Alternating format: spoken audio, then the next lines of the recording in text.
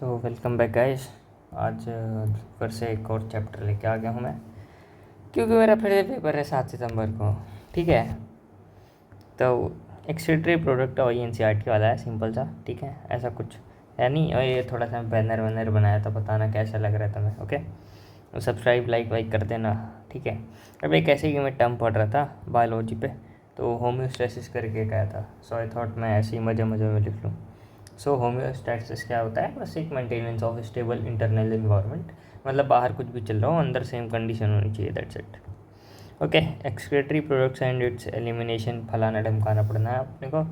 ठीक है, ऊपर की वही बातें लिखी हैं कि ये होता है और ये सब हम हटाते हैं बाय द अपना मेटाबॉलिक चीज़ें, अगर हम एक्सेस इंजेक्शन कर लेते हैं। ठीक है ना, मतलब यूरिक एसिड ये सब अगर एक्स्ट्रा हो जाता है या फिर एक्स्ट्रा खा लेते हैं, तो मेटाबॉलिक एक्टिविटीज़ के थ्रू हम उसको निकालते हैं, पार्शियली या फिर पूरी तरीके से। ओके, अब स्पेशली ये पूरा चैप्टर एम्फोसिस है on the based of common nitrogen waste, जो कि है अपना कौन कौन से 3 टाइप के, ammonia, urea and uric acid. ठीक है ना। सो अब जो अमोनिया मेरा ये अमोनिया सबसे ज़्यादा टॉक्सिक है सबसे पहले तो, और इसको बहुत ज़्यादा पानी चाहिए फॉर इट्स एलिमिनेशन। ओके, और वहीं पे अगर मैं यूरिक एसिड की बात करूँ तो ये लीस्ट टॉक्सिक होता है। अच्छा, तुमने कभी देखा होगा ना, जैसे कि कॉफ़ी वगैरह में कुछ ट्रेंड चलता रहता है कि कॉफ़ी बहुत सारा गंदा पानी है और उसमें पानी डालते रहो तो आफ्टर सम टाइम पूरा साफ़ हो जाता है, क्लियर हो जाता है water. Okay, so it is something like that कि अमोनिया बहुत ज़्यादा घटिया सा रहता है, सो उसके लिए बहुत ज़्यादा पानी चाहिए साफ़ करने के लिए। और यूरिक एसिड जो है वो थोड़ा कोलोइडल टाइप का है, मिल्की टाइप का, तो उसमें थोड़ा सा कम ही पानी चाहिए, पानी डाल के तुम साफ़ कर सकते हो। सो लीस्ट टॉक्सिक है। ये मैं ऐसे ही मज़े मज़े में एनालॉजी टाइप की बना दी हूँ और कुछ नहीं है। ठीक है, सो पहली इन्फॉर्मेशन, अमोनिया मोस्ट टॉक्सिक, ज़्यादा पानी। दूसरी, यूरिक एसिड कम पानी और लीस्ट टॉक्सिक। ओके, अब यहाँ पे ट्रिक्स वगैरह भी हैं छोटी छोटी सी। ओके, सो अमोनोटलिज्म, अमोनिया को एक्सक्रीट करने वाली चीज़ें जो हैं, मतलब प्रोसेस, उसको हम अमोनोटलिज्म बोलते हैं। NH3 पता ही है। ठीक है, अब इसका एग्जांपल जो है काफ़ी इंपॉर्टेंट है और बहुत सारे मैच द कॉलम टाइप के क्वेश्चंस बनते हैं। सो इसका जो मेरा है एग्जांपल वो है BAA मतलब कि बोनीफिशेस बहुत सारी, और aquatic amphibian and aquatic insects. So बहुत सिंपल सा है, BAA ऐसा याद कर लो। ओके, अब होता क्या है कि अमोनिया जो है ना वो रेडिबली सोल्यूबल है। ठीक है, एक्सक्रिएट होगा by the diffusion body surface by the Gill surface. जैसे मछलियाँ होती हैं ना, सो मछलियाँ तो ऑलरेडी पानी के अंदर रहती हैं, तो अगर उनको अमोनिया भी एक्सक्रीट करना पड़ रहा है, so it's not a big deal, क्योंकि पानी पानी है भाई, ऐसे ही सिक्रिएट कर लेंगे, मतलब ऐसे ही एक्सक्रीट कर लेंगे। ओके, सो अमोनियम आयन जो है वो पानी के अंदर डिसॉल्व करके और समुद्र में ही फैला देती हैं। ओके, सो उनके लिए कोई बड़ी सी प्रॉब्लम नहीं थी मोनोटलिज्म को एक्सक्रीट करना। ओके, क्योंकि पानी पानी है। अब जैसे हो गए किडनी वगैरह जो है डू नॉट हैव, जैसे मछलियों में ना, तो किडनी का इतना ज़्यादा सिग्निफिकेंट रोल नहीं रहता उसका अमोनिया का रिमूवल करने के लिए। वेयर एज अगर मैं टेरेस्ट्रियल एडेप्टेशंस की बात करता हूँ, यहाँ पे लेसर टॉक्सिक एंटूविसेस जैसे कि यूरिया और यूरिक एसिड हमें करना पड़ा, क्योंकि हमें कंजर्वेशन ऑफ वाटर करना था, अदरवाइज डिहाइड्रेट हो जाएगी बॉडी। ओके, सो मैमल्स, ये सारा वही है कि मैमल्स है, many terrestrial amphibians, marine fishes जो हैं वो एक्सक्रीट करेंगी यूरिया, और उसको हम यूरिकोटैलिक बोलेंगे। सो यू आर मैमल करके एक ट्रिक है सिंपल सी यूरिया की, you are mammal, many marine fishes और मैनी टेरेस्ट्रियल एम्फीबियंस। मेन तुम अमोनोटलिज्म का याद कर लो तो इस कॉमन सेंस लग जाता है टेरेस्ट्रियल के जो है। और यूरिक एसिड में तो सारे एकदम बर्ड्स आते हैं, दैट्स इट, बर्ड्स आती हैं और रेप्टाइल वगैरह कुछ स्नेल टाइप के। मेन अमोनोटलिज्म है, उसके बाद ये थोड़ा बहुत, और इसके बाद इस पर क्वेश्चन आता है यूरिक एसिड वाले पर। ठीक है, सो अब ये यूरिकोटलिक हो गया ना। अब अमोनिया जो है उसको प्रोड्यूस, अब अमोनिया जो है ना वो बॉडी के अंदर मेटाबॉलिज्म के थ्रू यूरिया में कन्वर्ट होता है किसी भी मैमल्स के अंदर। ओके, लाइक जो भी यूरियो या फिर यूरिक एसिड वाला है, तो उसमें होता क्या है कि लीवर अपना एक्शन लेता है उस पर और अमोनिया को यूरिया पर कन्वर्ट करेगा। ओके, लीवर करता है। अब होता क्या है कि फिर इसको कन्वर्ट करके डायरेक्टली ब्लड में छोड़ दिया जाता है। ऑफ कोर्स लीवर जो है उसको हम हिपैटिक सेल्स भी बोलते हैं, हिपैटिक सेल्स। ओके, सो हिपैटिक वेन होती है उसकी, तो लीवर जो है हिपैटिक वेन में ये यूरिया वाला ब्लड डाल देता है डायरेक्टली। सो यूरिया का कंसनट्रेशन हिपैटिक वेन में ज़्यादा रहता है। ओके, विच फिल्ट्रेट एक्सिड, हाँ, और ये सब जो है इसका filtrate after bye processing through many metabolism and फलाना ढमकाना, वो किडनी के साथ प्योरीफाई होके अपना एक्सीडेट होता है। अब से अमाउंट ऑफ यूरिया, अब कुछ अमाउंट ऑफ यूरिया जो है ना बॉडी के अंदर रिटेन कर लेती है किडनी, ओके, ताकि हम मेंटेन कर सके एनिमल्स के अंदर ऑस्मोलैरिटी और आयरन की कंसनट्रेशंस वगैरह को, ओके। सो अब यहाँ पे ऑस्मोलैरिटी को बैलेंस करने के लिए कोई भी मैमल हो या फिर कुछ भी, ओके, एनिमल जो कि इन सब के मीन्स के थ्रू अपना एक्सीडेशन कर रहा है, तो उसके लिए दो चीज़ें लगती हैं। सबसे पहला NaCl और दूसरा यूरिया, ये दोनों ऑस्मोलैरिटी और आयन की कंसनट्रेशन को अडेप्ट करने में या फिर मेंटेन करने में हेल्प कराती हैं, ओके। ये हो गया। अभी बात करता हूँ किडनी के मैट्रिक्स वेक्टर्स, ये हो गया। रेप्टाइल्स, बर्ड, लैंड स्नेल्स, ये सब अपना है, तो ये मतलब पेस्ट और प्लेट्स के फॉर्म में करेंगे और सबसे कम पानी चाहिए, ऑलरेडी बता चुका हूँ, और इनको हम यूरिकोटैलिक बोलेंगे, ओके। अब यूरिकोटैलिक एनिमल जो है ये सारे नॉन टॉक्सिक होते हैं और फर्टिलाइज्ड एग देंगे। ऑफ कोर्स नॉन टॉक्सिक ही होगा, अगर टॉक्सिक होता है उनके ब्लड में तो उनके बच्चे भी मर जाते हैं। अमोनिया, यूरिया, और एक और चीज़ है कि सारे लोअर पार्ट्स ऑफ बॉडी जैसे अपना एब्डोमेन से लेके पूरा लेग्स तक, ये सारी ब्लड वेसल जो भी है ना, इनका सारा डीऑक्सीनेटेड ब्लड जो है वो मेरा इंफीरियर वेना कावा में डाली जाएगी, ओके। जैसे हिपैटिक वेन में यूरिया ज़्यादा रहेगा, ये यहाँ से पूरा पाथवे चलता रहता है, और फिर रीनल आर्टरी से, ओके, फिल्टर होता है, ओके। मैक्सिमम यूरिया कहाँ रहेगा? हिपैटिक वेन में, मिनिमम यूरिया रीनल वेन पे, ओके।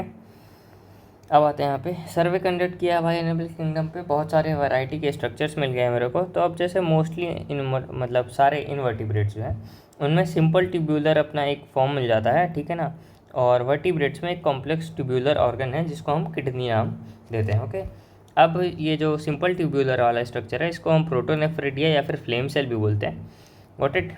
और ये जो प्रोटोनेफ्रिडिया या फ्लेम सेल्स है ना, ये प्राइमरी रेगुलेशन कराएंगे ऑफकोर्स आयनिक और फ्लूइड बैलेंस का। और दूसरा क्या है कि इसमें सीलिया और फ्लैजिला रहते हैं, तो अपना फिल्ट्रेशन वगैरह जो है काफ़ी इजीली और सिंपल डिफ्यूज़न के थ्रू ही हो जाता है। ऐसी कुछ ज़्यादा सी अलग सी नहीं लगती चीज़ें। So flame cell, protonephridia, excretory structure, platyhelminthes में आएगा अर्थवर्म, और प्लेनेरिया रोटिफर्स, ओके।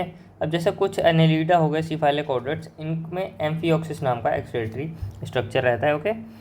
और ये सारा जो है वो ऑस्मो रेगुलेशन में ही आता है, काम कराएगा, ओके।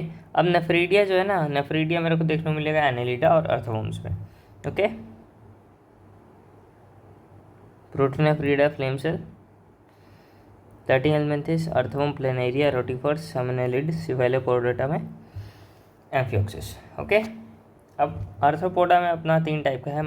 मेजर जो है मालफिजियन ट्यूब्यूल है, उसके बाद एंटीरियल ग्लैंड्स, ग्रीन ग्लैंड्स जिसको कहते हैं, इसके बाद एक कॉक्सल ग्लैंड आता है, ये स्पाइडर्स के अंदर देखने को मिलता है, एरेकिडिया और स्कॉर्पियंस में।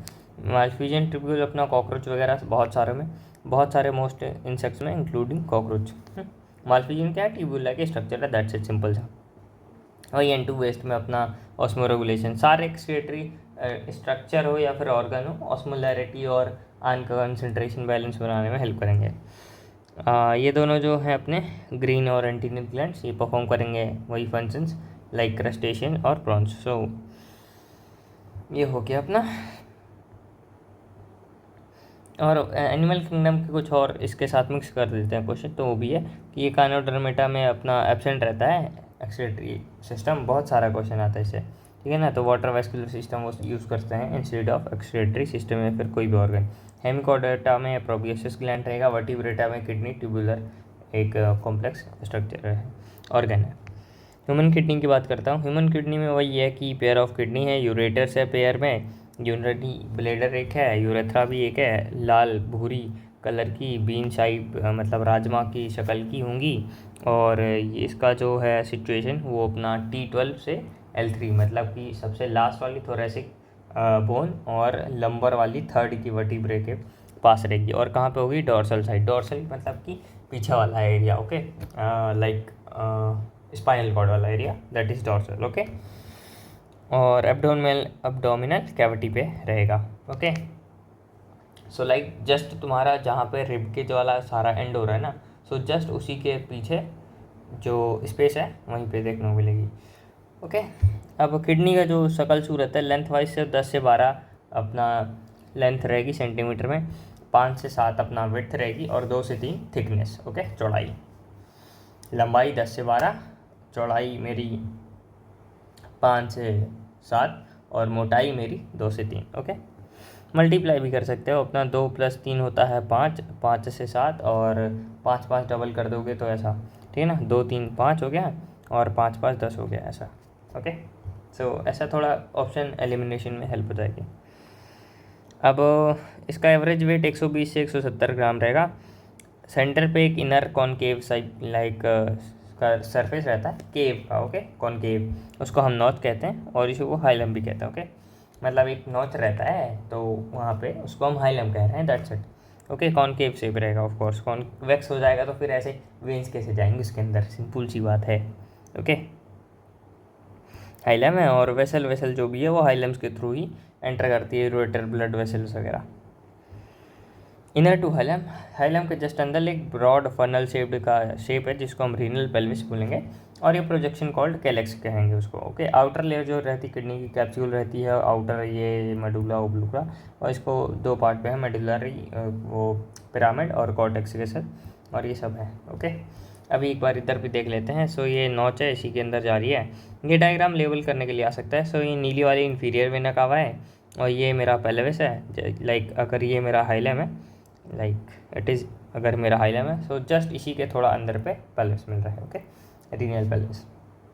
और ये वाला मेडुला का रीजन है, मेडुलरी पिरामिड भी बोलते हैं इसको। ओके, और ये जो बाल बाल टाइप से स्ट्रक्चर है काले काले से, ये नेफ्रॉन्स है और ये सारा कॉर्टेक्स का एरिया है और ये जो सबसे आउटर वाली है ये कैप्सूल है। बाकी सब कुछ वही है जो मैंने बता दिया है। एक इम्पोर्टेंट ये है काम का और ये है इम्पोर्टेंट काम का, ये भी हो गया है। हाँ, एक ये भी है कि जैसे यूरिनरी ब्लैडर है, यूरिनरी, हाँ, ये पायरीफॉर्म का मतलब पियर शेप्ड होगा और यूनरी ब्लैडर में क्या है कि स्मूथ मसल पाई जाएंगी। अगर बहुत सारा कन्फ्यूज़न करते हैं क्वेश्चन में कि यूनरी ब्लैडर क्या हमारे कंट्रोल में है, कि भाई जैसे हम वॉशरूम जाते हैं so it is under our control, की जब हमें मन रहता है हम रोक लेते हैं 5-10 घंटे, इसका मतलब ये थोड़ी ना है, ठीक है ना। वो तो एक्चुअली में स्ट्रेच हो जाती है muscle, so we can hold for a little longer, it doesn't mean कि तुम अब 2-4 दिन होल्ड कर लो। ओके, सो वो स्मूथ मसल रहेगी और रेट्रो मसल कहते हैं। ओके, डेट्रोटो मसल कहते हैं यूनरी ब्लैडर के मसल्स को। ओके, नाम है और कुछ नहीं, इतना हाई फाई जाने की जरूरत नहीं है, पर नाम पता रहता तो ऐसा लगता है ना कि हाँ कुछ पढ़ रहे हैं भाई, बायोलॉजी के स्टूडेंट है। ओके, और ये यूरेथ्रा जस्ट उसी से थोड़ा सा निकल है और यूरेथ्रा में को ही हम यूरिजोनो जेनाइटल डक्ट बोलते हैं और लास्ट में ये मीटस या फिर ऑरिफाइसिस ओपन होता है। फ्रॉग में भी ऐड कर देता हूँ कि यूरेटर जो है वहाँ पे यूरिनरी जेनाइटल डक्ट होती है। अब बाकी यहाँ का जो ये गैलेक्स, पिरामिड, आउटर कॉर्टेक्स, ये सब नीचे है, इसके बारे में बात करते हैं। तो मेडुलरी पिरामिड और कॉर्टेक्स में डिवाइडेड है। ओके, इसको फिनिश करके डायग्राम पे आते हैं। ओ मेडुलरी पिरामिड है, रीनल कॉलम्स को हम कॉलम ऑफ बर्टीनियू बोलते हैं। हर एक किडनी जो है नियरली 1 मिलियन, मतलब 2 किडनी तो 2 मिलियन, मतलब कि 20 लाख नेफ्रॉन के स्ट्रक्चर रहेगा। ओके, कॉम्प्लेक्स ट्यूबुलर स्ट्रक्चर है नेफ्रॉन, कॉम्प्लेक्स ट्यूबुलर स्ट्रक्चर है नेफ्रॉन। फंक्शनल यूनिट है नेफ्रॉन की, अपना 2 पार्ट्स रहेंगे, एक तो मेरा ग्लोमेरुलस, दूसरा रीनल ट्यूब्यूल्स। Got it. अब ट्यूब्यूल्स वाले पार्ट में आ जाएगा मेरा ग्लोमेरुलस टफ्ट कैपिलरीज, मतलब कैपिलरीज का एक ऐसा गुच्छा टाइप का है ग्लोमेरुलस, और कुछ नहीं है। Efferent arteriole, efferent arteriole basically एक आर्टरी है जो ग्लोमेरुलस से खून उसके पास लेके आती है, सो ब्रांच ऑफ रीनल आर्टरी है। और इफरेंट आर्टरी जो है वो, इफरेंट मतलब एग्जिट, अफरेंट मतलब आओ, आओ मतलब ग्लोमेरुलस के पास आ रही है एफरेंट और ई से एग्जिट हो रही है तो इफरेंट। ओके, ग्लोमेरुलस से दूर। रीनल ट्यूब्यूल बिगिन करेगा डबल अपना walled cup like structure. Got it. और इसके बाद जो मेरा बोमेंस कैप्सूल है वो कप शेप स्ट्रक्चर है, वही सिंपल सा माल्फिजियन बॉडी या फिर रीनल कॉर्पस्कल कहते हैं। इट मीन्स जो मेरा बोमेंस कैप्सूल है प्लस ग्लोमेरुलस, इसको कलेक्टिवली मैं क्या बोलूँगा, माल्फिजियन बॉडी या फिर रीनल कॉर्पस्कल्स। हाईली कॉइल्ड रहेगा और पीसीटी मतलब प्रॉक्सिमल कॉन्व्यूलेटेड ट्यूब्यूल्स वगैरह रहेगा। ओके, सो अपना रीनल कॉर्पस्कल्स क्या है, glomerulus plus Bowman's capsule is renal corpuscles. Okay, so ये वाला जो है पूरा पार्ट, इसको हम मेडुलरी पिरामिड बोलते हैं। ये फ्यू कॉनिकल मासेस हैं और ये जो इससे जस्ट अटैच वाला पार्ट है इसको हम कहते हैं कैलेक्सिस। कैलेक्सिस का काम क्या रहता है कि उधर से जो कुछ भी फिल्टर होके आ रहा है, सो आफ्टर ये ड्रेन कर सकें इन आर्टरीज वेन में, और फर्दर ये ले जा रहे हैं अपना प्योरीफाई होने के बाद सर्कुलेट करें। Got it. ये रीनल आर्टरी है, ये रीनल वेन है, ये रीनल पेल्विस है, जस्ट जैसे ये हाइलम है मेरा, तो जस्ट इसी के अंदर रीनल पेल्विस है पहले के जैसे। ये यूरेटर है, और ये छोटे छोटे से काले काले से जो लाइन है ये नेफ्रॉन है, फंक्शनल यूनिट, जो कि 2 किडनी में ये 1 million each kidney. Got it. Total 2 kidney में कितना हो जाएगा, 2 मिलियन, मतलब कि 20 lakh. Okay. Renal capsule outer की लेयर है, जो कि टफ आउटर लेयर है, और वो मेडुलरी पिरामिड के बीच का जो कॉलम रहता है उसको हम रीनल कॉलम बोलते हैं। Okay. Cortical tissue between medullary pyramid भी बोलते हैं इसको। ओके। इसके बाद जो मेरा एफरेंट आर्टरियोल है वो ज़्यादा थिक रहता है। क्यों? क्योंकि भाई आर्टरी है ना, तो आर्टरी जितना थिक रहेगी और नैरो रहेगी, पतली रहेगी, और जितनी मोटी रहेगी उतना फ़ायदा रहेगा। क्योंकि हाई प्रेशर है तो मोटी नहीं रहेगी दीवार तो फट सकती है।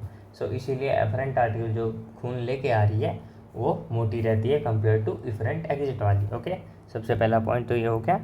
इसके बाद ये कैपिलरीज का वो। ओके। और ग्लोमेरुलस में एक पोडोसाइट नाम के फिल्ट्रेशन स्लिट्स रहते हैं, जो कि फिल्टर रेट बनाने में हेल्प करेंगे ब्लड का। ओके। ग्लोमेरुलस है, इफरेंट कम थिक रहती है, यही सब है।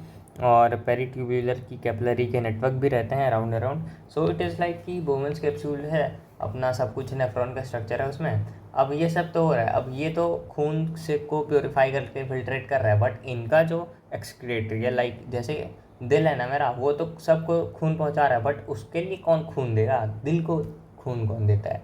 सो इट इज़ लाइक दिस कि ये तो सभी का नेफ्रॉन एक्सक्रीटरी प्रोडक्ट्स निकाल रहे हैं, पर इसका एक्सक्रीटरी कौन निकालेगा? सो उसके लिए है मेरी पेरिट्यूबुलर कैपिलरी नेटवर्क, इसको PTCN भी बोलते हैं। ओके। सो ये करती क्या है कि O2CO2 को एक्सचेंज करेंगी from its tissue.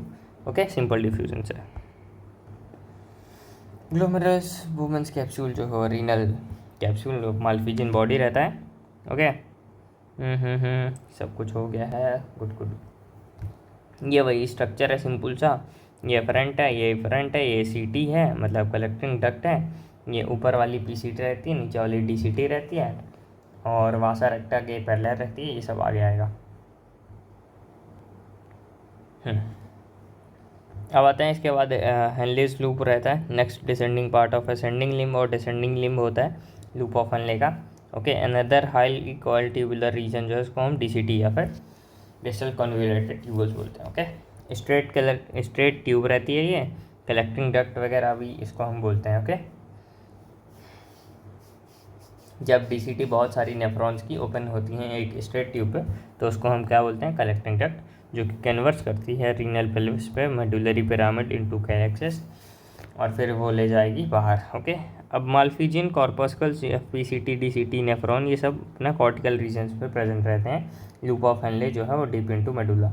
So it is like जैसे रीनल ट्यूब्यूल्स है ना, तो अब ये 2 पार्ट पे हो सकती हैं। इट इज़ लाइक कि आधा पैरेलली मेडुलरी पिरामिड के अंदर हो सकता है और आधा बाहर रह सकता है। सो हमने देखा था अभी किडनी पे कि किडनी का जो मासेस है ना, इट इज़ लाइक दिस। सो ये जो है मेरा, ये तो मेडुला हो गया और इसके बाहर वाला कॉर्टेक्स हो गया। तो जो नेफ्रॉन रहते हैं ना, सो वो पार्शियली अंदर रहते हैं और ऊपर भी रहते हैं। अब मोस्ट ऑफ द 80% ऑफ जो नेफ्रॉन रहता है ना, वो कॉर्टेक्स में यहाँ पे देखने को मिलता है। अब जो 20% रहते हैं स्पेशल सेल्स, ये डीप इनसाइड द मेडुलरी रहते हैं। Got it?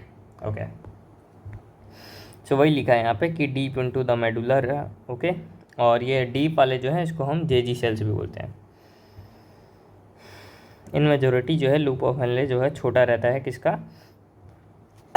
जो मेडुला के अंदर कम रहती हैं। ओके। लूप ऑफ हेनले कम किसका? कॉर्टेक्स वाले नेफ्रॉन्स का, कॉर्टिकल नेफ्रॉन्स। और इन सम ऑफ द नेफ्रॉन जो कि अपना जस्ट JGN जो रहता है ये मेडुलर के डीप तक जाता है। इट मीन्स उसका लूप ऑफ हेनले ज़्यादा है। सिंपल। ओके। तो अभी एफरेंट आर्टिकल जो है इमर्ज करेगा ग्लोमेरुलस से fine capillary network renal tubule PT है, वही अभी बता दिया मैंने। PT क्या है? PCTN। ये क्या करेगा? O2CO2 का इटसेल्फ एक्सचेंज कराएगा किसका? नेफ्रॉन का। ओके।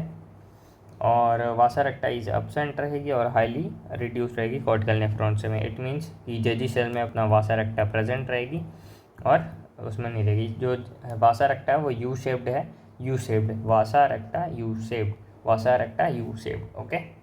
और लूप ऑफ हेनले जो है हेयर पिन, ये वाली पिन, और वासा रेक्टा ये मेरा हो गया, हाँ लूप ऑफ हेनले LOH लिख दे हो। और इसका जो है वासा रेक्टा मेरा कैसा है, यू शेप्ड, ओके। एक ऐसी है, एक ऐसी है, सिंपल।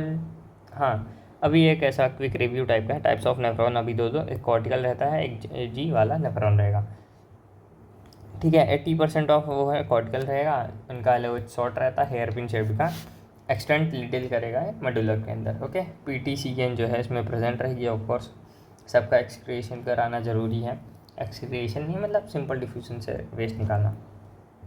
वासा रेक्टा कॉर्टिकल में नहीं है, सबसे पहला डिफरेंस, और इसका LOH छोटा रहेगा।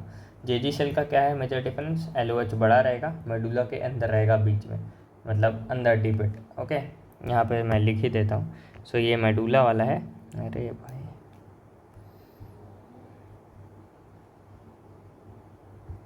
ये मेरा मेडुला वाला है एरिया, और ये ऊपर जो है वो कॉर्टेक्स है, ओके। सो कॉर्टेक्स में देखो लाइक बहुत कम सा पार्ट है, मेडुला के अंदर लूप ऑफ हेनले पूरा है। सो लूप ऑफ हेनले बड़ा रहेगा किसका, जेजी सेल्स का, और मेडुला के अंदर रहेगा PT, ये सब है। वासा रेक्टा मतलब दो डिफरेंस हो गए, कॉर्टिकल में अपना LOH छोटा है और वासा रेक्टा नहीं है, यहाँ पे वासा रेक्टा भी है और LOH बड़ा भी है, ओके। सो जेजी भाई हमारे जीत गए, और वासा रेक्टा यू शेप्ड है। अब वासा रेक्टा है क्या, वासा रेक्टा ये कुछ नहीं, बस माइन्यूट वेसल्स है PTCN की, जो कि रन करेगी पैरेलल टू LOH। LOH क्या, लूप ऑफ हेनले।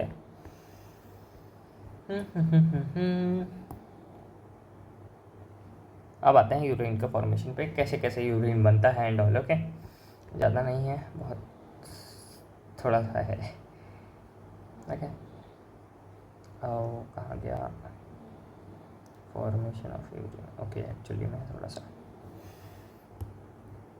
ये मेन प्रोसेस है, इसका 3 टाइप के हैं, एक तो ग्लोमेरुल का फिल्ट्रेशन हो गया, रीअब्जॉर्प्शन, सिक्रेशन हो गया, ओके।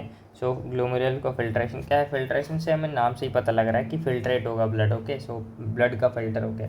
अब होता क्या है कि 1100 से 1200 ml जो है पर मिनट अपना किडनी निकालती। सो अगर मैं देखूँ कि एक दिल मेरा अपना एक जो हार्ट है वो कितना कार्डियक आउटपुट रहता है, सो वी नो कि 72 × 72 ऐसा करके कुछ करते हैं, 70 इंटू कितना बीट पर मिनट, ओके। तो उसका देखते हैं, तो अराउंड 5 लीटर खून अपना फिल्टर होता है, ओके। सो प्रति मिनट जो है ना, जो किडनी है वो 1 लीटर अराउंड, वही कि 1100 से 1200 ml 1 लीटर साफ करती है खून, ओके। जो कि 1/5 है, वही ना कि 5 लीटर बटा 5, तो ये आ गया 1। सो 1 लीटर बेयर मिनिमम जो है पर मिनट, ये ध्यान रखना, किडनी फिल्टर करती है, ओके। ईच वेंट्रिकल, यही सब लिखा हुआ है जो मैंने अभी बता दिया दिल का, और कैपिलरी जो ब्लड प्रेशर है वो कॉज करेगी फिल्ट्रेशन। अब जो कैपिलरी का जो ब्लड प्रेशर है ना, उसकी वजह से फिल्ट्रेशन होता है। ऑफकोर्स जो ग्लोमेरुलस है वो तो अभी मैंने बताया था कि फाइन कैपिलरी का नेटवर्क है, तो ऑफकोर्स उसी से फिल्ट्रेशन होगा, है ना, सिंपल सी बात है, कॉमन सेंस, ये हो गया। और अब ये जो फिल्ट्रेशन रहता है 3 लेयर्स से गुजर कर जाता है। सबसे पहले तो एंडोथीलियम ऑफ ग्लोमेरुलर की ब्लड वेसल हो गई, सबसे पहले हो गई एंडोथीलियम ऑफ ग्लोमेरुल की blood vessel, got it, okay. इसके बाद एपिथीलियम ऑफ बुवेंस कैप्सूल, एपिथीलियम उसकी लेयर है, ओके। और बीच में जो है बेसमेंट मेम्ब्रेन, सो ये 3 होती हैं। सो एंडोथीलियम ऑफ ब्लड वेसल, उसके बाद एपिथीलियम ऑफ बोमेंस, और बीच का बेसमेंट, सो ये 3 लेयर होती हैं, ओके। अब बिटवीन द 2 लेयर्स, दोनों लेयर के बीच में क्या होता है कि बोमेंस कैप्सूल पे पोडोसाइट नाम के देखने को मिलते हैं स्ट्रक्चर्स, ओके। सो जो कि छोटा छोटा स्पेस छोड़ के रहते हैं, फिल्ट्रेशन स्लिट्स या फिर पोर्स भी कहते हैं इसको, ओके। सो ये फिल्ट्रेशन में हेल्प करेंगे पोडोसाइट, जो कि बोमेंस कैप्सूल के में होते हैं, मैंने ऊपर ही दिखा दिया। सो दे आर बी लाइक, ये पोडोसाइट है,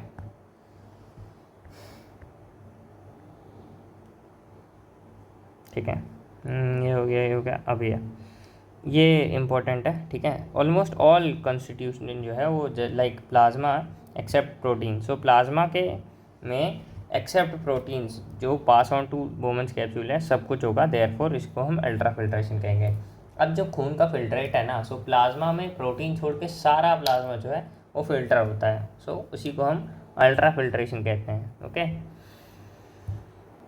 और जो इसका फिल्ट्रेशन का प्रेशर रहता है ना, वो सबसे ज़्यादा रहता है नेट फिल्ट्रेशन प्रेशर GHP का। ओके, ग्लोमेरुलर अपना वो वाला, और बाकी के जो प्रेशर है वो कुछ नहीं कर पाता है। सो इसमें होता क्या है कि ग्लोमेरुलर में हाइड्रोस्टैटिक प्रेशर रहता है जो कि प्रमोट करेगा फिल्टर, और ब्लड जो है वो कोलाइडल ऑस्मोटिक प्रेशर से वो होता है। ओके, ये वही सब लिखा है कि जो, और रीनल प्लाज्मा फ्लो जो रहता है वो 650 ml पर मिनट रहता है।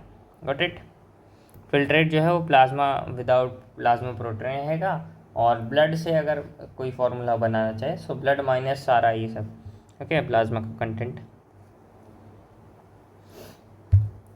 और 3 लेयर्स, ये वही है एंडोथीलियम, ग्लोमेरुलस, ये जे बेसमेंट मेम्ब्रेन। अल्ट्रा फिल्ट्रेशन ये था। अब आते हैं हम ट्यूबुलर रीअब्जॉर्प्शन में। वही GFR मैंने पहले ही बता दिया कि द अमाउंट ऑफ फिल्ट्रेट जो कि किडनी पर मिनट 1 लीटर साफ कर रही है, तो वही है।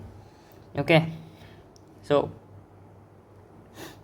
किडनी पर मिनट, सो किडनी, एक किडनी ऐसा, सो ग्लोमेरुलर GFR हो गया। एक हेल्दी GFR जो है अप्रॉक्सीमेटली 125 मिनट रहता है।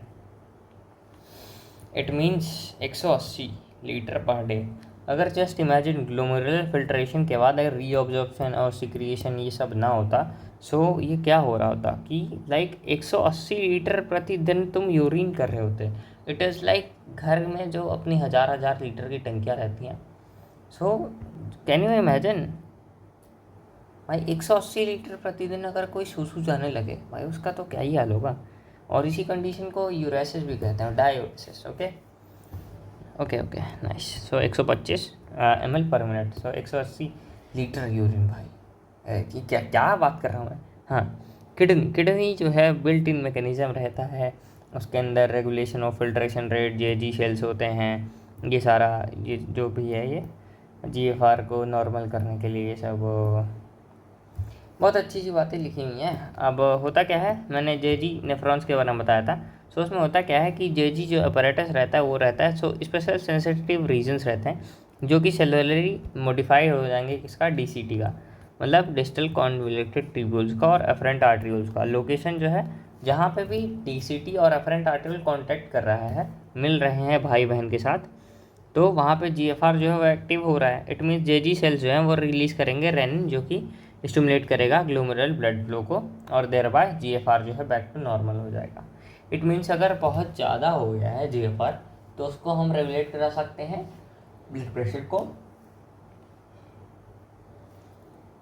कम करा के, और अगर वो GFR जो है बहुत ज़्यादा हो गया है तो ब्लड प्रेशर कम, और अगर कम हो गया है तो ब्लड प्रेशर ज़्यादा कर देंगे। ठीक है ना, मतलब जितना जल्दी खून पहुँचेगा बोमेंस कैप्सूल एंड ऑल में, तो उतना जल्दी फिल्टर बनेगा। सिंपल सी बातें हैं, वही सब लिखा है कि ब्लड प्रेशर का रोल क्या है GFR और जेजी सेल से।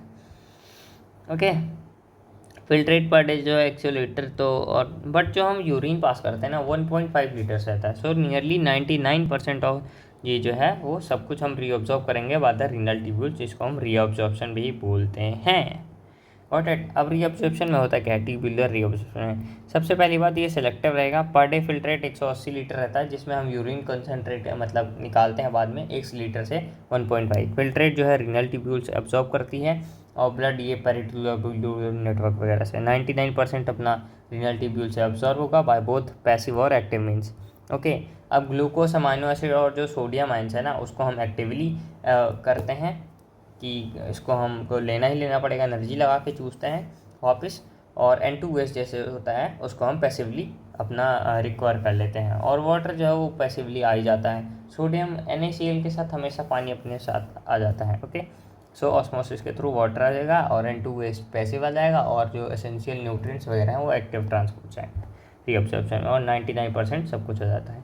से वही फैक्टर लिखा है, सो मैं सोचा कि यहाँ पे साइड पे लिख दूँ तो बेटर रहेगा फॉर अपना रटने के लिए। बाद में रटना नहीं, याद ही हो गया, है ही क्या उसमें, कॉमन सेंस।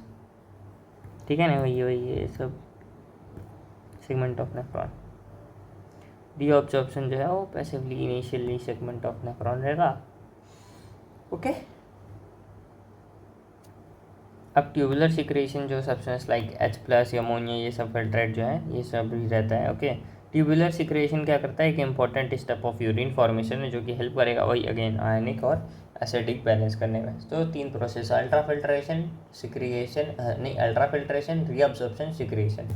अल्ट्रा में तो सब कुछ तुमने निकाल दिया भाई, फिल्टर कर दिया खून ला के, ओके। और उसमें भी ब्लड प्रेशर अगर GFR कम ज़्यादा है तो वो देखना पड़ता है, 125 है उसका प्रेशर हमेशा हाई रहता है, ओके। और 3 बेसमेंट मेम्ब्रेन रहती हैं, वो क्या और क्या है, अब आते हैं रीअब्जॉर्प्शन, इसमें 99% हो जाता है। जो मेरे न्यूट्रिएंट्स हैं वो एक्टिवली होंगे और जो sodium like waste and to waste हैं वो पैसिव होंगे, मतलब ट्रांसपोर्ट और वाटर का ऑस्मोसिस के थ्रू होता है। व्हाट इट, सिंपल सी बातें हैं।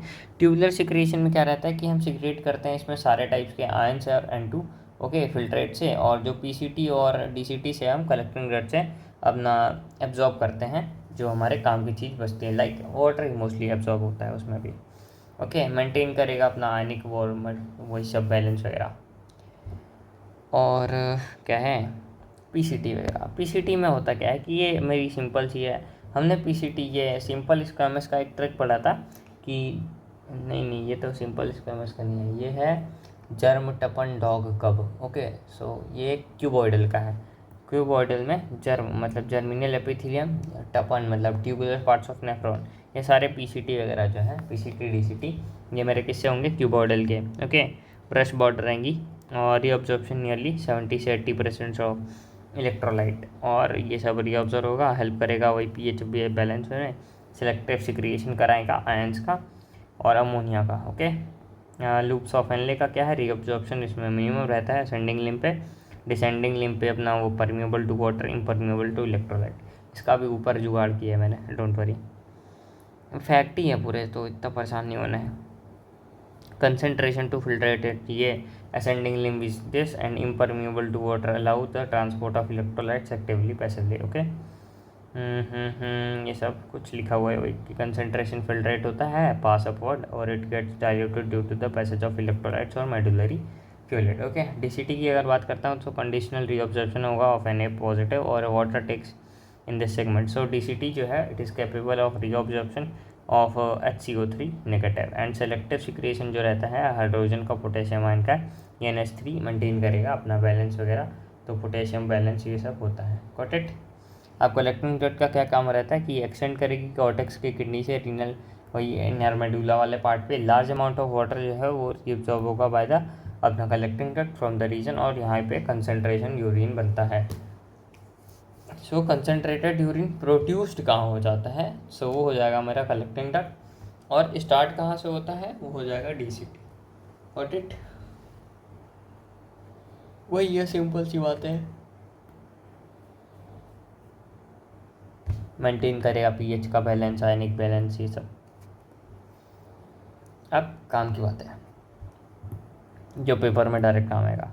सो H2O और इलेक्ट्रोलाइट के लिए कौन परमिएबल है कौन सा या नहीं, असेंडिंग लिम्ब जो है उसमें पानी नहीं है और इलेक्ट्रोलाइट के लिए परमिएबल है और डाइल्यूट करेगा फिल्ट्रेट।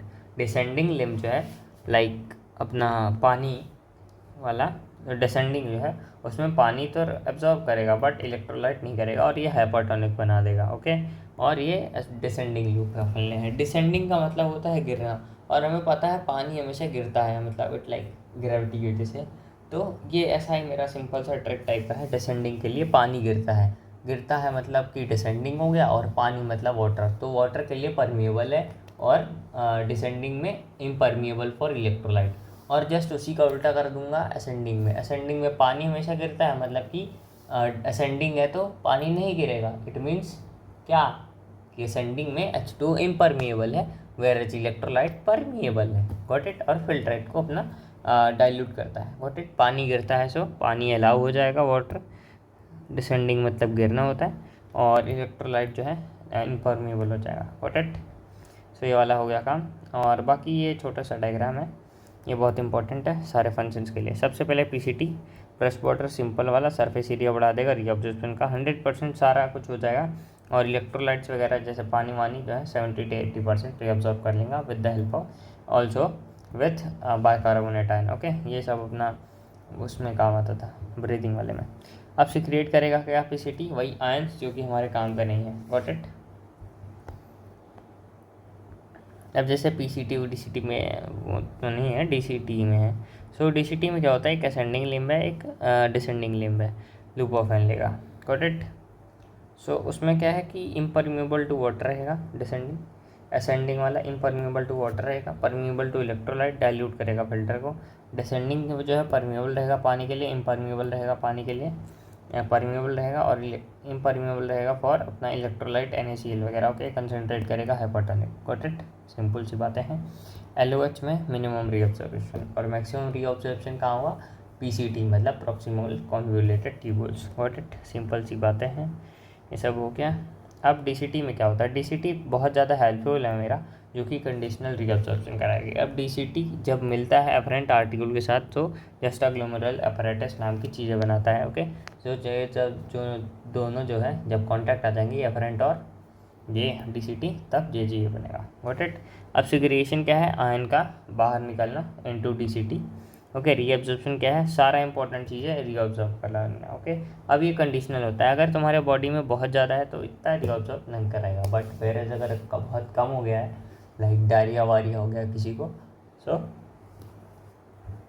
ऐसा होगा। अब NaCl वगैरह हो गया, सो NaCl वगैरह के लिए अलग सा रहता है ये कि एल्डोस्टेरोन अगर ज़्यादा है तो एड्रिनल कॉर्टेक्स पे रिलीज करके NaCl का ऑब्जॉर्प्शन कराता है, और उसी के साथ साथ पानी भी ऑब्जॉर्व हो जाता है। और अगर पानी बहुत ज़्यादा है उसको रीअब्जॉर्ब कराना है, ठीक है ना, लाइक फिल्ट्रेशन से, तो उसके लिए क्या है, ADH है, एंटी डायूरेटिक हार्मोन, वैसे ऑपरेशन भी बोलते हैं, तो ये कॉन्ट्रैक्ट करा देगा मसल को। हाइपोथैलेमस इसको बनाता है ADH को, और पिट्यूटरी मतलब न्यूरोफाइसिस जो है पोस्टीरियर पिट्यूटरी, इसको रिलीज कराता है, ओके। अब होता क्या है, ADH क्या करेगा, ब्लड प्रेशर इंक्रीज करेगा। अगर मान लो कभी भी GFR कम है, इट मीन्स तुमको ADH वाला जो है एंटी डायूरेटिक हार्मोन ये रिलीज कराना पड़ेगा फ्रॉम पोस्टीरियर पिट्यूटरी। और बनता कहाँ है ये ADH मेरा, हाइपोथैलेमस में। इट मीन्स ओरिजिन जो है वो हाइपोथैलेमस है, और रिलीज और स्टोर जो है वो न्यूरोहाइपोफाइसिस मतलब कि posterior pituitary. Reabsorption of water जो है अब मेरा DCT और कलेक्टिंग डक्ट से होता है मोस्टली।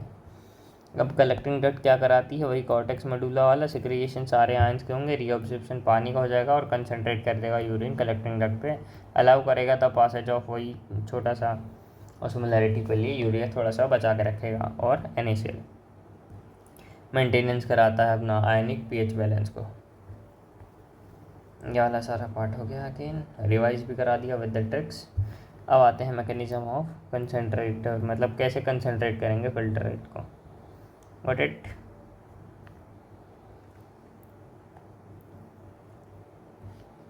ठीक है,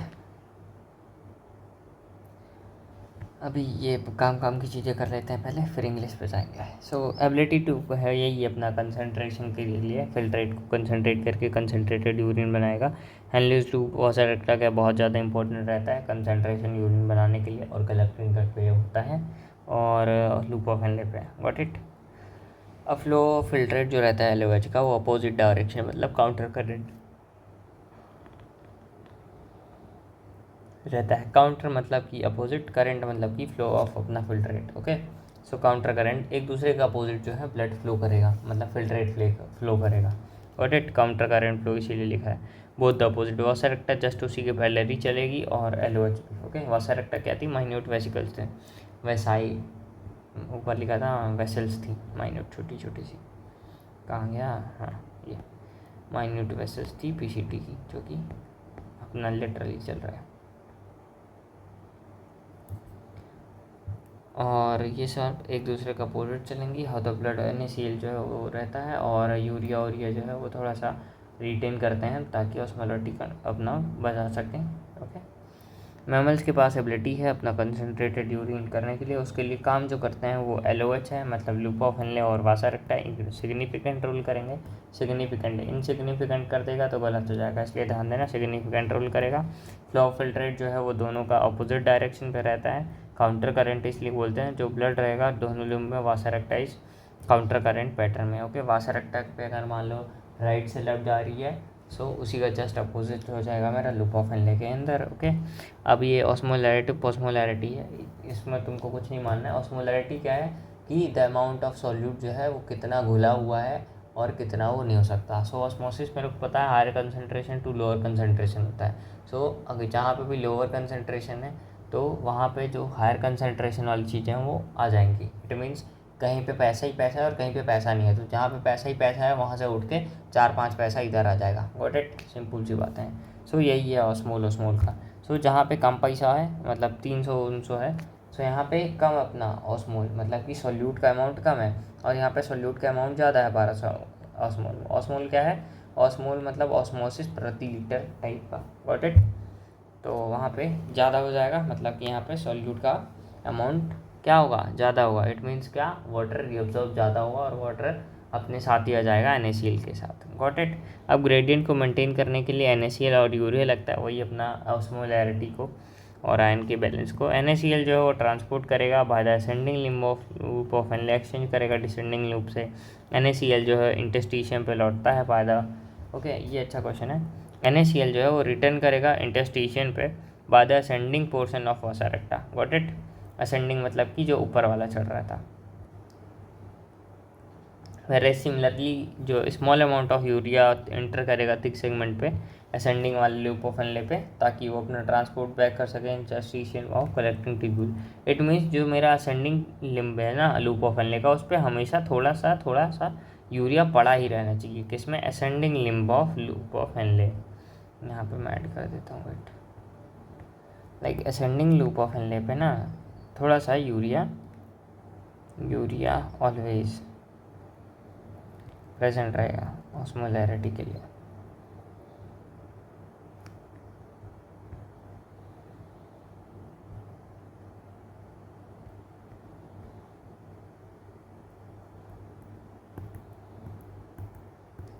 और कलेक्टिंग करके होता है counter current mechanism. Got it.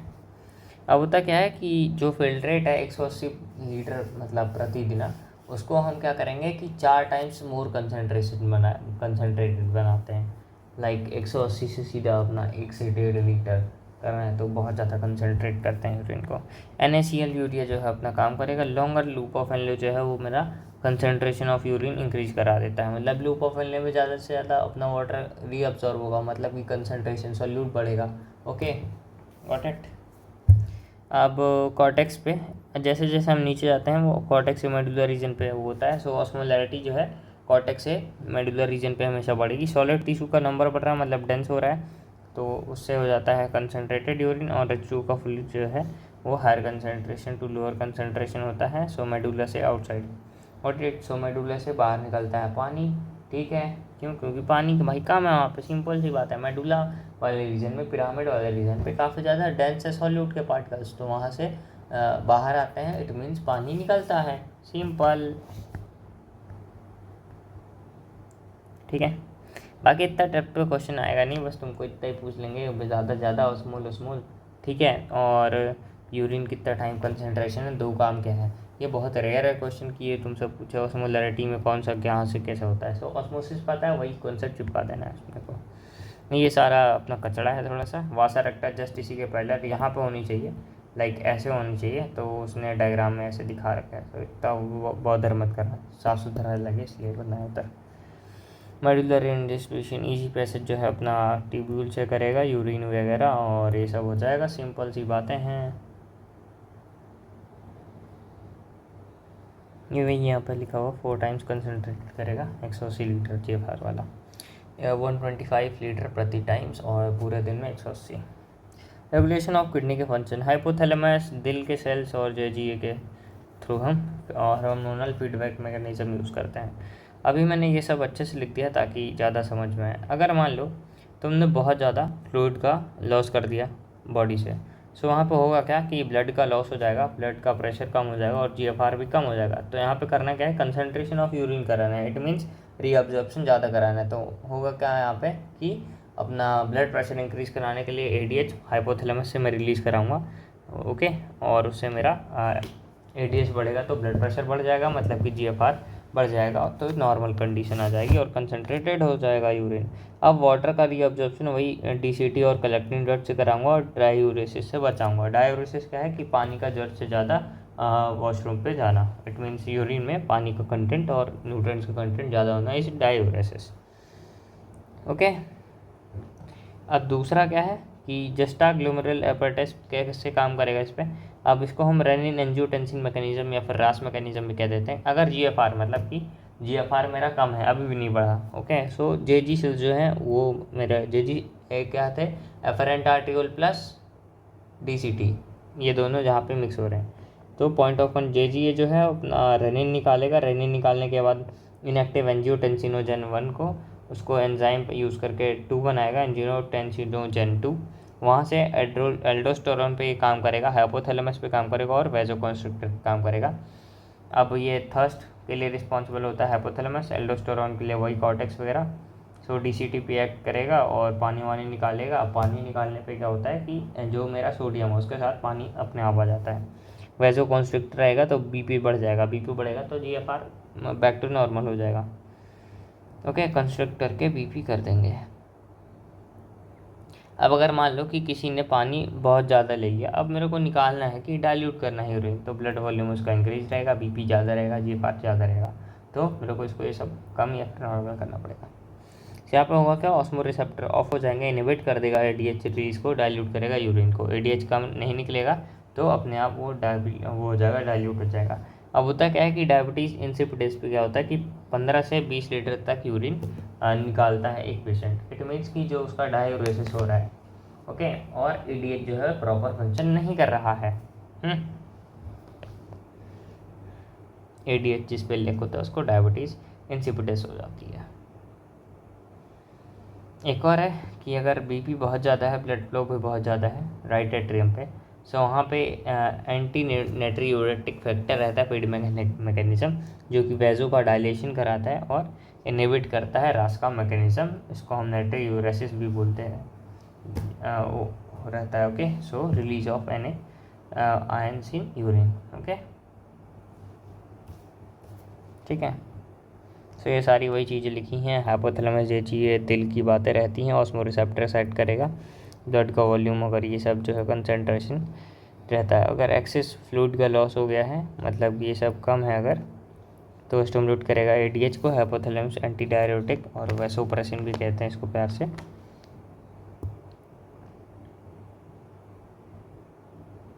Vasopressin मतलब वैसो कॉन्ट्रैक्शन, तो ब्लड प्रेशर इंक्रीज हो जाएगा, मसल्स को कॉन्ट्रैक्ट करेगा।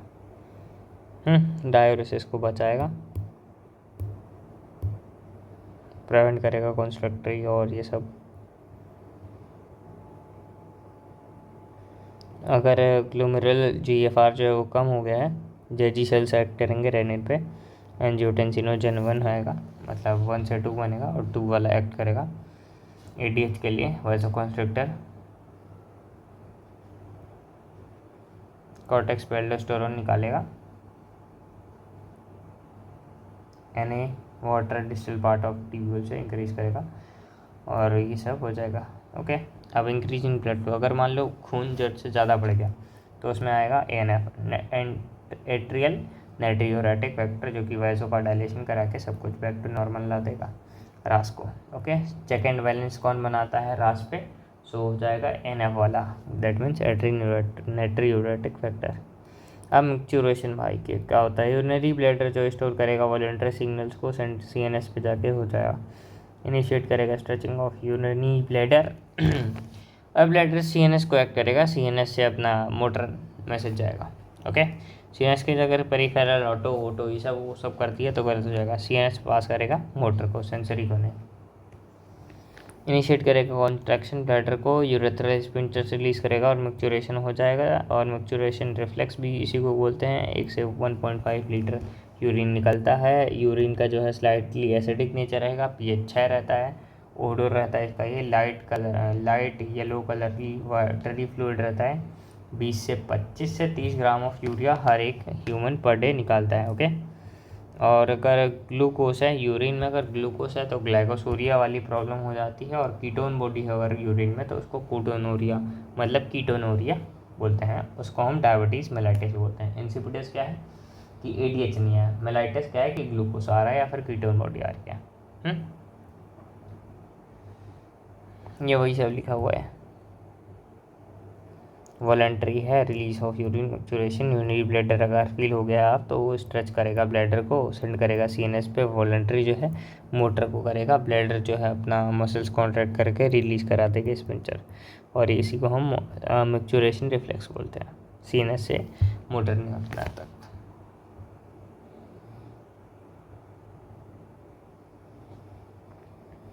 अब यहाँ पे हम इसकी बात करते हैं, रोल ऑफ फलाना ढिमकाना, role of other excretory organs का क्या होता है, मतलब एक्सक्रीशन में और कौन कौन से ऑर्गन हेल्प करेंगे। सबसे पहले तो अपना किडनी तो रहता ही है, उसके साथ साथ अपने फेफड़े मीन्स लंग्स, लीवर, स्किन, ये सारे भी हेल्प करेंगे elimination of excretory waste. Okay, and to wastes. Okay, lungs जो है मेरा लार्ज अमाउंट ऑफ CO2 निकालेगा, अराउंड 200 ml पर मिनट, ठीक है ना। ये काफ़ी ज़्यादा सिग्निफिकेंट क्वांटिटी पे वाटर एवरीडे, ठीक है। सो दो काम हो गया, लंग्स का CO2 वाला और also significant quantity of water everyday, मतलब थोड़ा बहुत पानी भी, जैसे हम भाप आप छोड़ते हैं ना, हाँ करते हैं ऐसे शीशे के सामने, तो कुछ वाटर की ड्रॉपलेट्स भी आ जाती हैं और उसी पे स्माइल बना देते हैं कुछ बच्चे पागल से, ठीक है। सो कुछ थोड़ा सा अपना वाटर का एक्सक्रीशन एक टाइप का हो जाता है और CO2 का एक्सचेंज, मेन CO2 का, ये वाटर जो भी है सिग्निफिकेंट क्वांटिटीज मज़े ले रहा है और कुछ नहीं, ठीक है ना। लीवर जो है लार्जेस्ट अपना ग्लैंड है और सिक्रेट करेगा बाइल कंटेनिंग बिलिरुबिन और यही है बिलिवर्डिन और cholesterol degrading steroids, vitamin, drugs, ये सारा रहता है और अल्टीमेटली पास आउट करेगा थ्रू द डाइजेस्टिव वेस्टेज। अब होता क्या है कि जो लीवर रहता है ना, उसका सिक्रिएशन जो है वो मेरा अपना ड्रग, विटामिन एक्सेट्रा होता है। ओके, और वहीं पे अगर मैं रिमूवल की बात करता हूँ, सो रिमूवल के लिए क्या रहता है, डिटॉक्सिफिकेशन करता है ऑफकोर्स लीवर, ये तो हमको पता ही है।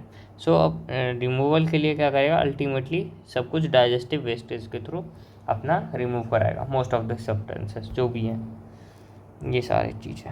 ओके, अब जैसे थर्ड आ गया स्वेट ग्लैंड या फिर सेबेशियस ग्लैंड। ऑयल ग्लैंड होता है और एक स्वेट ग्लैंड होता है, पता ही है, NaCl और कुछ अमाउंट ऑफ यूरिया वगैरह भी, लैक्टिक एसिड भी अपना स्वेट से निकलता है और कूलिंग इफेक्ट देता है हमारे बॉडी को, हेल्प करेगा थोड़ा सा वेस्ट को निकालने में। और सेबेशियस ग्लैंड जैसे हो गए स्टेरॉल्स, हाइड्रोकार्बन, वैक्सेस, ये सब सीबम प्रोड्यूस करेंगे, ऑयली कवरिंग है स्किन की, that's it.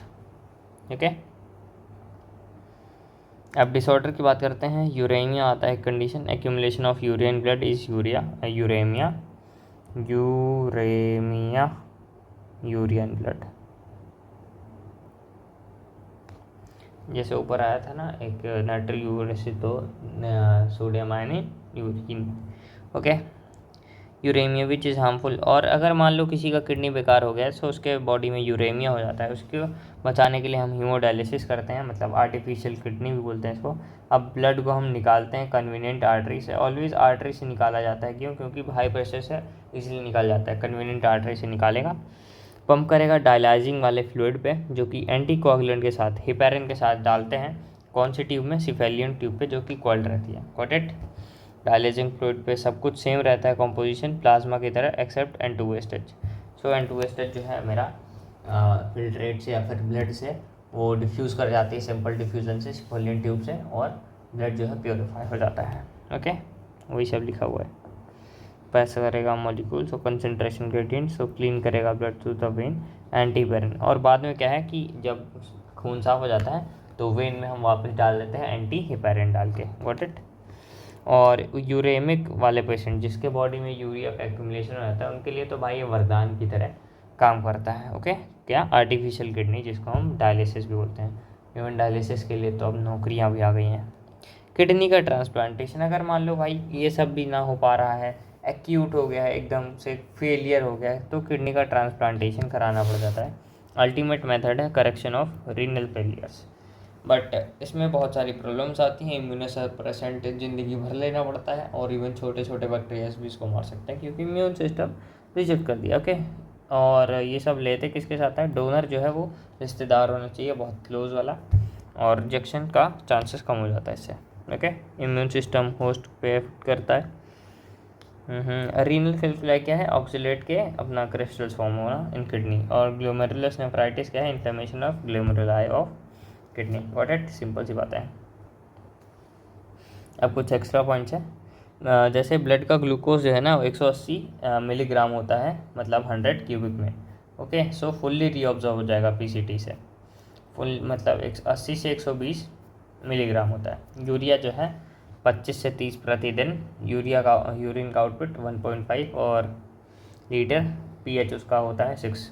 Okay, slightly acidic. Disorder में glycosuria, glucose in urine, ketonuria, ketone in urine bodies. Okay, ये डायबिटीज़ मेलाइटिस। प्रेग्नेंट वुमेंस में डायबिटीज़ मेलाइटिस बहुत कॉमन है। रीनल फेलियर मतलब उस पर तो वही दिक्कत हो गई, तो किडनी ट्रांसप्लांट। ऑक्सलेट के स्टोन्स बन जाते हैं। ग्लोमेरुलर इन्फ्लेमेशन ऑफ ग्लोमेरुलाई हो जाता है। ओके, यूरेमिया, यूरिया बढ़ गया है तो किडनी का ट्रांसप्लांट होता है। ये अपना वही थोड़ा सा सुंदर सुंदर वे में दिखता है। अब होता क्या है कि आर्टिफिशियल किडनी हमने लगा तो ली, बट अब किडनी का बस इतना ही काम थोड़ी ना कि वो एंटू वेस्ट को अपना ले आए हुए हैं, बल्कि उसके बहुत सारे मेटाबॉलिकली भी काफ़ी ज़्यादा इंपॉर्टेंस रहती है। लाइक आर्टिफिशियल किडनी सब कुछ कर सकती है, बस वो क्या नहीं कर सकती, आरबीसी का प्रोडक्शन नहीं कर सकती, एरेथ्रोपोइसिन वोइसिन, विटामिन डी, कैल्शियम, फास्फोरस का आयंस का नहीं सिंथेसिस कर सकती।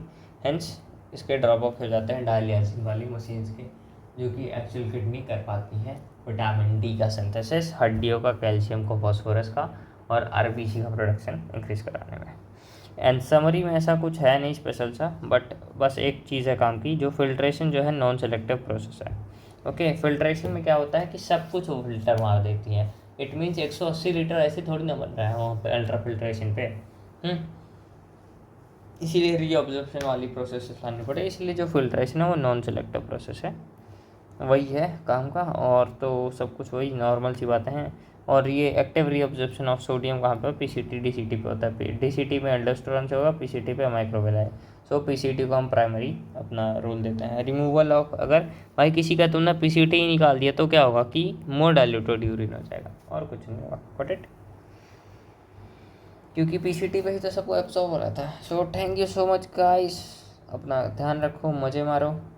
अब मैं जाता हूँ अपना कल की तैयारी करने, क्या क्या करना है मेरे को। और सब लोग अपना ध्यान रखो, मज़े मारो। Thank you so much for watching this lecture.